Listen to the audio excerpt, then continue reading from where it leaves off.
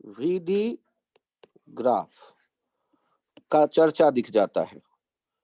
VD graph का चर्चा दिख जाता है कि यदि कोई कैपेसिटर है और इस कैपेसिटर में कई तरह के मटेरियल वाले मौजूद हों, डाइलेक्ट्रिक,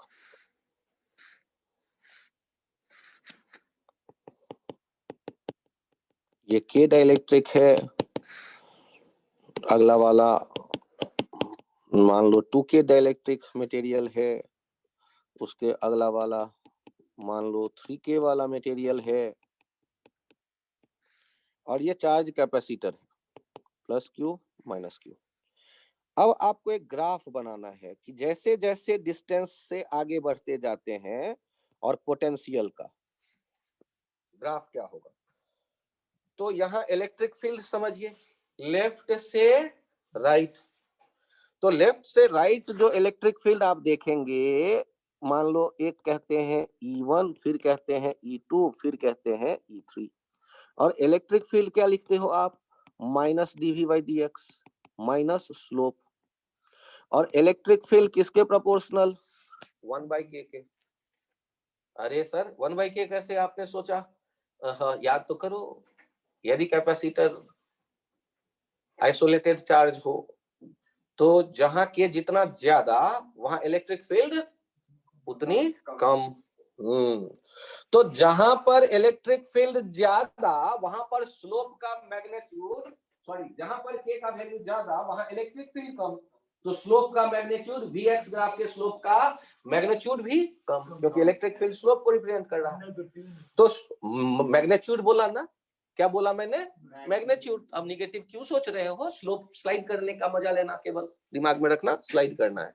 अब यहाँ मुझे बताओ तो किस पार्ट में सबसे ज्यादा है के, लेफ्ट साइड से राइट साइड बढ़ते गए, के बढ़ता गया, के बढ़ता गया, इसका मतलब कि इलेक्ट्रिक फील्ड कम होती गई, इलेक्ट्रिक फील्ड कम होती गई मतलब मैग्नीट्यूड स्लोप कम होता जाएगा, स्लोप कम होता जाएगा, और लेफ्ट साइड में सबसे हाईएस्ट पोटेंशियल है और राइट साइड जाते जाते कम होता गया है। तो मैंने लेफ्ट से राइट जाते हुए देखना शुरू किया, तो ये ग्राफ कैसा बना होगा गौर करिए।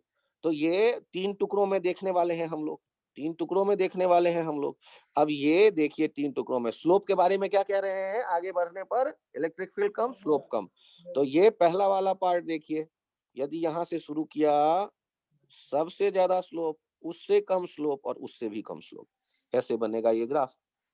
ये V और X का जो ग्राफ बनेगा, लेफ्ट साइड में हाईएस्ट पोटेंशियल है, राइट साइड में लोएस्ट पोटेंशियल है, और जैसे जैसे लेफ्ट से राइट आते जा रहे हैं, के बढ़ता जा रहा है, इलेक्ट्रिक फील्ड कम होती जा रही है। ये इलेक्ट्रिक फील्ड कहाँ की बात मैं कर रहा हूँ, डाइलेक्ट्रिक के भीतर की।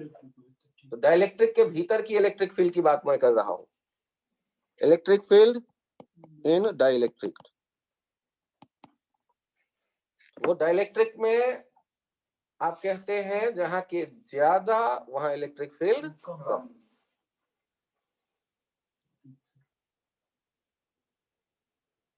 जीरो तो नहीं हो सकता ना सर, यदि सामने वाला जीरो मान लेने को कहेगा तो जीरो कर देना, वो तो डिपेंड करता है कि लेफ्ट में क्या माना गया है और राइट में क्या। आपको तो ग्राफ में से 4 में से एक चुनना रहेगा, तो ग्राफ चुनते वक्त क्या ध्यान रखना है वो मैंने बताया।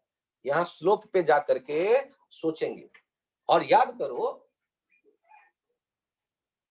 हीट ट्रांसफर चैप्टर में जब आप बात करते हैं वहां थर्मल कंडक्टिविटी के रहता है, और कई स्लैब्स होते हैं और उनमें हीट जाता है, तो वहां भी टेम्परेचर डिफरेंस का, टेम्परेचर के बदलने का जब ग्राफ बनाते हैं तो यही आइडिया वहां भी काम कर जाएगा।